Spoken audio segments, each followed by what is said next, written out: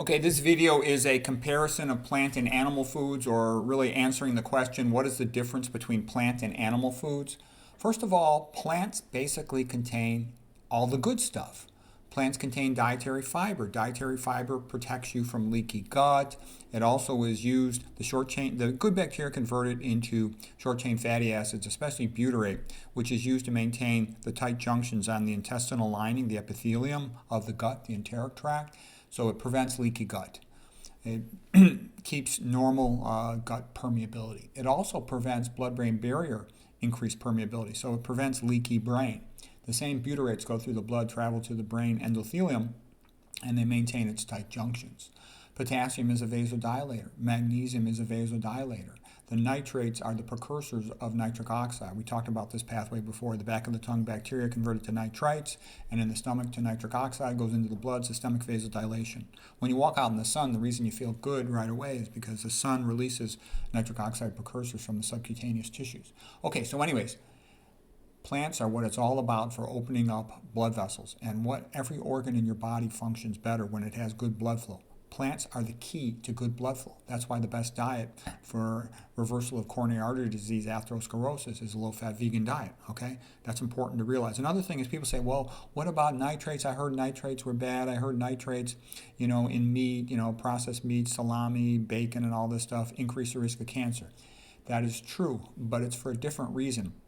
The nitrates in meat are different. There's more amides and amines that are available to react with them to form nitrosamines, nitrosamines, but also more importantly, in plants there's lots of antioxidants, and they prevent the abnormal chemical reactions that produce nitrosamines and nitrosamines that are common in meat. So you don't get that problem with, so the nitrates that you'll find in greens, that are the precursors for nitric oxide, they end up being beneficial to you, versus the excessive nitrites that are sometimes used to cure meat and make processed meat end up being bad for you. So there's a difference in how they're handled because of the lack of antioxidants in meat. You don't have hardly any antioxidants in animal foods because the animals already use them up. Okay, the next thing good about plant foods, they got lots of antioxidants, vitamin C and the other antioxidants. They're alkaline, especially fruits and veggies, whereas meat is highly acidotic, especially because of the animal protein. There's more protein in animal foods in general than there is in plant foods. If you eat a vegan diet, you're going to probably end up about 80-10-10, 80% carbohydrate, 10% fat, 10% protein. That would be sort of average numbers. Versus if you eat a meat-based diet, you're going to have way more protein. For example, salmon. Okay, salmon's 50% protein, 50% fat. Animal foods don't have any carbohydrate other than milk. Okay, so you're going to tend to always have high protein and high fat. Both of those things are toxic to the human body. Animal protein in particular has a lot more methionine, and that especially as part of its metabolism is the sulfuric acid, and induces a metabolic acidosis. Just amino acids in general, they're acidic. That's why they're called amino acids. Okay, and there's some acidity from fat too, but amino acids, that's important. And the excessive amount of acidity from eating animal foods leads to low-grade metabolic acidosis. Then the body has to buffer the pH. Normal human pH is slightly alkaline. So if you call 7 neutral pH on a pH scale of 1 to 14, 7.4 is slightly alkaline, meaning above 7. And the body has to regulate that. So the kidney does it by, for example, it'll excrete hydrogen protons, and it'll simultaneously couple that to the excretion of calcium ions. Okay, and when it does that, it's now pushing more calcium into the urine. That calcium pushed into the urine can precipitate and plug up the kidney tubules due to calcification, and that over time can contribute to causing kidney failure. In addition, if you get large amounts of calcium precipitating, that will produce kidney stones, which can be extremely painful. Okay, but the acidity contributes to CKD, chronic kidney disease, and kidney failure. So metabolic acidosis related to animal protein is a bad thing. It also creates an unfavorable microenvironment for cancer cells. It promotes the growth of cancer cells. Cancer cells are in competition with the surrounding adjacent cells, and acidity promotes growth of cancer over alkalinity, which promotes growth of the normal cells in comparison to the cancer cells. The cancer animal protein has more leucine in it, and more methionine, which both increase activation of mTOR, mammalian target of rapamycin, which is a nutrient sensing pathway that's like a building contractor getting ready to build. When a cell replicates, it has to make a copy of itself. So it needs double all its internal contents in terms of raw materials to build. So mTOR says don't build, don't replicate the cell until it has everything available. Well, it turns out the rate limiting step tends to be leucine, like a branched chain amino acid. Other things that increase mTOR activation include saturated fat and iron. All of these things are more abundant in meat. So meat promotes cell replication, which increases the rate of cancer growth. It also accelerates aging because you're going to reach the Hayflick limit sooner. That's the maximum number of cell divisions that a cell gets, a regular body cell. Not a stem cell, but a regular cell in your body.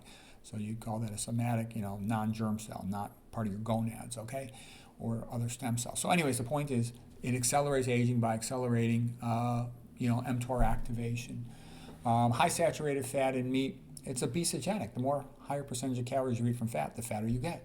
It causes insulin resistance, so it increases your incidence of diabetes. It sticks the red blood cells together because it increases LDL cholesterol, so it overcomes the zeta potential of the RBCs, a negative charge on their outer surface. LDL cholesterol is big enough and positively charged to stick them together, okay? And by sticking them together, it causes tissue hypoxia because the red blood cells can't deliver their oxygen as well to the tissues because they're all stuck together in these blobs of rouleau formation or blood suds, you can also call it. In addition, I've given lectures on the endothelial glycocalyx, the sugar-coating glycoproteins on the surface of all red blood cells and other blood cells, and the endothelium, the lining of arteries. And what happens is when you eat saturated fat, it causes activation of the neutrophils. Those are the white blood cells. They're the first responders of the immune system. And they will release MPO, myeloperoxidase, which is normally part of their reaction to inflammation. But unfortunately, when they release MPO, it's very cationic, very positively charged. And these MPO particles, they drop down onto the glycocalyx of the endothelium, the arterial lining cells, and they cause it to collapse. And once the glycocalyx of glycoproteins collapses down, the glycoproteins are very negatively charged. They're full of sulfates, things like heparin sulfate, cholesterol sulfate, etc., and sialic acids that are also negatively charged. They will collapse down, and then sitting beneath them, not as tall, are adhesive molecules, things like VCAM, vascular cell adhesion molecule. And now you'll start getting the white blood cells adhering to the endothelium and the red blood cells also sticking to the endothelium. And that's the beginning of inflammation and the beginning of a potential blood clot. So they're very pro-thrombotic, pro-inflammatory. That's all bad. You don't want any of this stuff, okay? So they're bad for blood flow in a big way, all right? Fish, for example, a lot of people think, oh, well, red meat's bad, but, fish and chicken are good. No, they're terrible foods, okay? Fish is like the most acidic food, okay? It's super acidic, so it contributes in a big way to metabolic acidosis. It's often contaminated with HG and a whole bunch of estrogenic chemicals.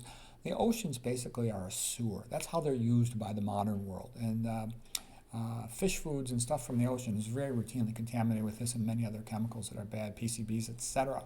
And the so-called, omega-3s are quite overrated. They're an immunosuppressant. I don't recommend O3 supplementation associated with increased risk of obesity, insulin resistance, atrial fibrillation, immunosuppression, prostate cancer.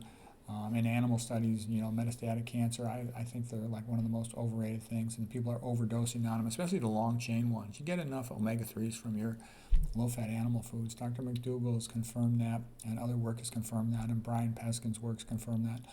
Okay, AGEs, advanced glycation end products.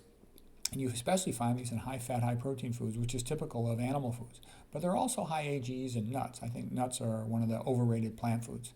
You have a lot of arachidonic acid in your animal foods, in your meat. You don't get hardly any in plant foods. So it's an omega-6 fat that's pro-inflammatory. So you don't want to be ingesting that in large amounts. Estrogenic chemicals. Estrogens are given to animals, to cattle, to fatten them up more rapidly. So there's more of that in animal foods. There's a moderate amount of phosphorus in animal foods that's more readily absorbed than the phosphorus in plant foods. Phosphorus in plant foods is typically tied up with phytates and it's poorly absorbed, so you don't get much of that into your body.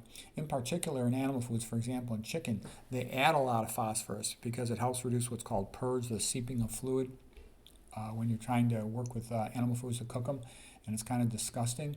And that additive phosphorus is, it's inorganic. Organic means bound to chemicals in our bodies, and that stuff is not very highly absorbed.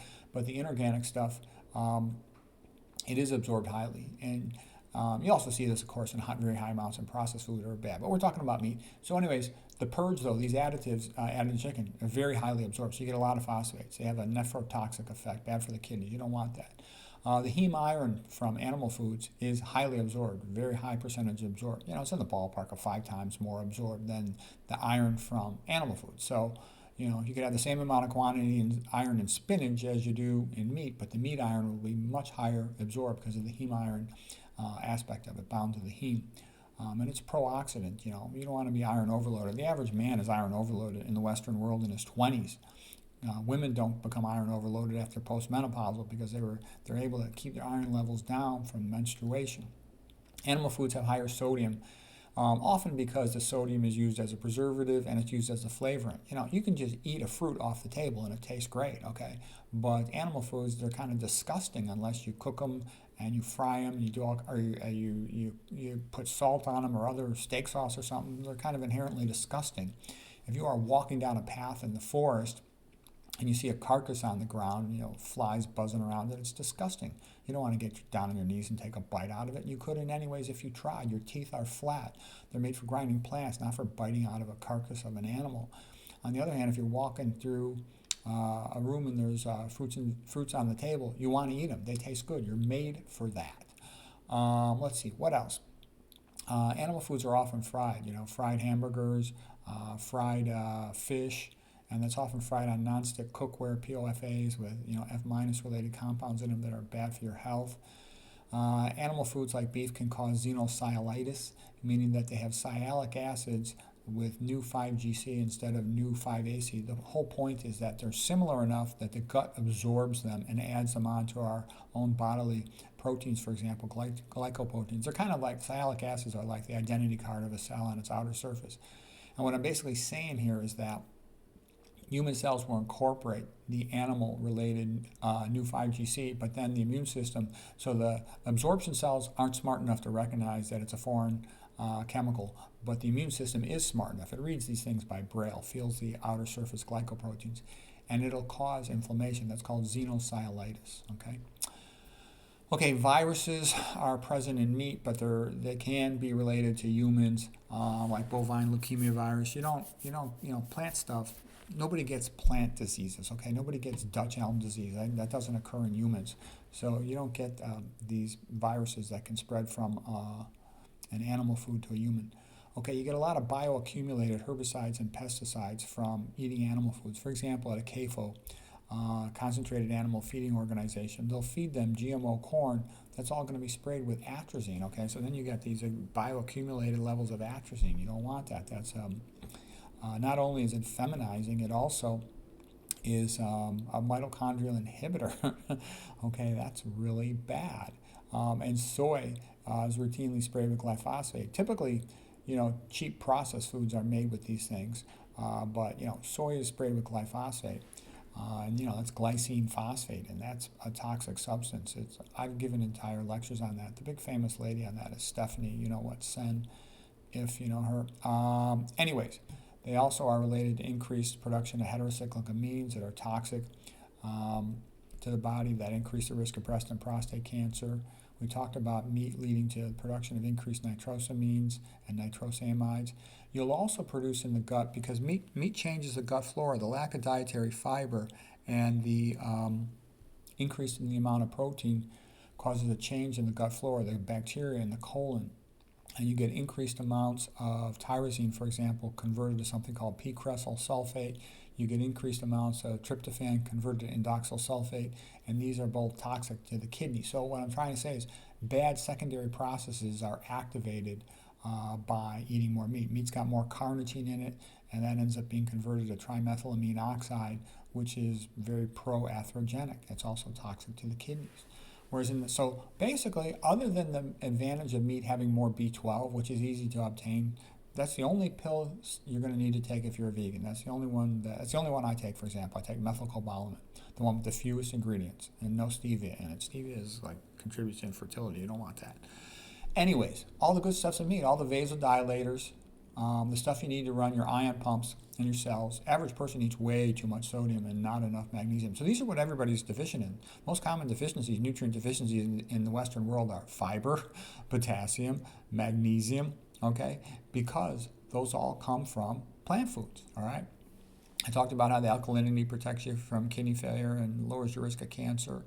And you want to be low in protein. You know, the things that have shown increased longevity in mammals are, of course, calorie restriction, but it also turns out low protein diets have shown increased longevity. And you can specifically, even just especially, it appears, this isn't proven, but it appears that you can just restrict methionine and get increased longevity from it. That hasn't been proven yet in humans, but that seems to be the case in animals. And what I'm trying to say is low protein is beneficial. Now, don't get me wrong, there are some good things about beans, and they do have a good ability to satisfy hunger for a prolonged amount of time because they're high in fiber as well. But you have to be a little careful not eating too much of beans, especially if you had cancer and especially if you have kidney failure, because they do have relatively high amounts of proteins. Beans are typically about 30% of calories from protein. Okay, we talked about the phosphorus and iron in plant foods not being well absorbed because it's bound to other things. It just isn't well absorbed. I think these high-fat plant foods and that are high in estrogen or advanced glycation end products like I don't recommend these foods: soy, flax, nuts, seeds, etc. But anyways, so the point I wanted to make was, if you had to sum it all up, basically, all of the good stuff, except for B12, is abundant in plants. And then all of the bad stuff is abundant in meat. So it's a no-brainer. I mean, this is much better. It's a no-brainer. That's why it's not debatable. That's why, paleo, keto, carnivore, low carb is a joke.